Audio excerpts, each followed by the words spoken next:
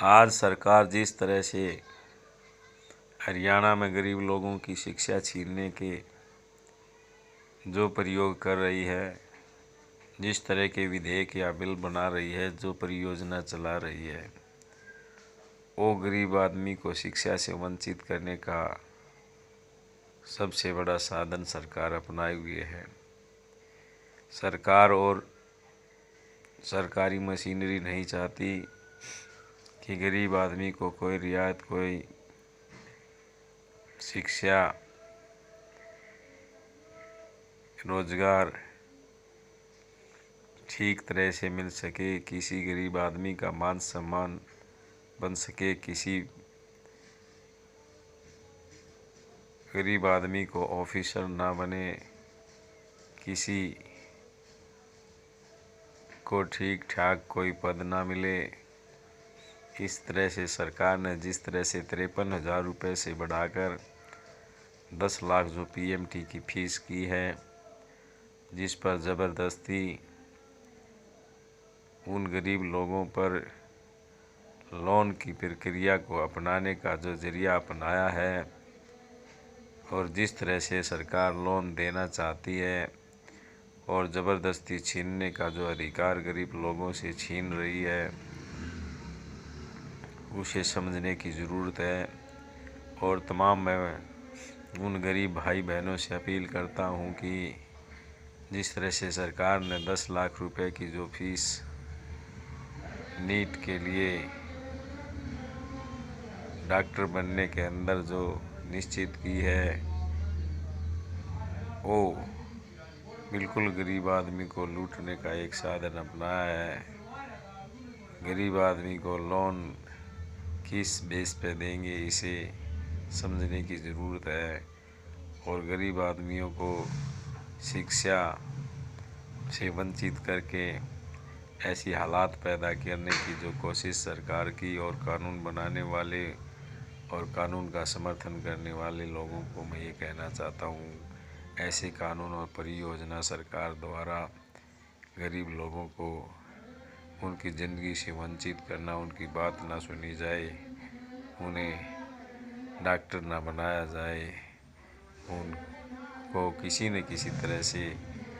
इस दुनिया से बेदखल करने की जो हालात पैदा करने की जो मुहिम सरकार चला रही है, इससे साफ जाहिर होता है कि ये मनुवादी सरकार है। ये उस मनु के तहत जो गरीब आदमियों को पहले ही मनु द्वारा दिए गए संकेतों पर चला रही है और गरीबों की पिटाई करके ठीक ही कहा है, ढोल शूद्र और नारी ये ताड़न के अधिकारी। और इन हालातों के अंदर गरीब आदमियों को तमाम तरह की शिक्षाओं से वंचित करके ये उनको पीटने की साजिश रच रहे हैं, उनको दुनिया से, उनकी ज़िंदगी से बेदखल करने की योजना बना रहे हैं। इसलिए ऐसी सरकार, ऐसे लोग जो सरकार के तगत देश की गद्दी पर बैठे हैं, सत्तासीन हैं, जो गरीब आदमी की मेहनत की कमाई को लूट कर अयाशी करते हैं, आगे इसी को लगातार जारी रखने के लिए इन गरीब आदमियों को खुद के बारे में कोई समझ ना हो, अपना कोई बात ना कर सके, इस तरह के कानून और बिल पास करके, इस तरह की स्थितियां बना के उन्हें दुनिया की सामाजिक, आर्थिक व इलाज व पढ़ाई से दूर करके उनके लिए कोई जगह निश्चित नहीं रहने देना चाहते। इसलिए मैं कहना चाहता हूँ कि तमाम तरह के जो एजेंडे ये सरकार अपनाए हुए है, चाहे उसमें ये भारतीय जनता पार्टी के लोग हों, मुख्यमंत्री खट्टर हो, दूसरे विज हों, या ये चाबी वाले लोग, इन सब को समझ लेना चाहिए कि हम किस तरह से गरीब आदमी को खा रहे हैं। देश में दारू बांटी जा सकती है, नशे के रास्ते खोले जा सकते हैं, 3 व्हीलरों में, ऑटो के अंदर या घर घर दारू पहुंचाई जा सकती है, परंतु शिक्षा को बंद किया जा सकता है। शिक्षा को बंद करने का ये मुख्य एजेंडा गरीब लोगों के अंदर दूसरी बुराइयां फैलाकर शिक्षा को बंद करके इनको लूटा और पीटा जा सकता है। इस योजना के साथ ये फीसें बढ़ाई जा रही हैं। इसलिए मैं ये कहना चाहता हूँ कि गरीब लोगों समझ जाओ, अपने आप को नशे की बजाय पढ़ाई की तरफ, संघर्ष की तरफ, अपनी एकता की तरफ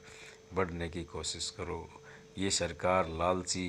और गुंडागर्दी करने वाली है। इस गुंडाई में ना फंस के अपने आप को संभालो और अपने देश की तरक्की के लिए और अपने परिवार में अपने बच्चों की तरक्की के लिए, अपने समाज की तरक्की के लिए काम करो और ऐसे लोगों को धुतकार कर भगा देने का काम करो जो लगातार आप लोगों को लूटने की साजिश रचते हैं, जो शिक्षा के ज़रिए या इलाज के ज़रिए या दूसरे सामाजिक आर्थिक जो भी साधन हैं उनके ज़रिए लूटना चाहती है। तो मैं आपको फिर दोबारा कहना चाहता हूँ कि ऐसी सरकार की नीतियों के खिलाफ उठ खड़े हो और संघर्ष के अंदर अपनी आहुति डालें। तो धन्यवाद साथियों।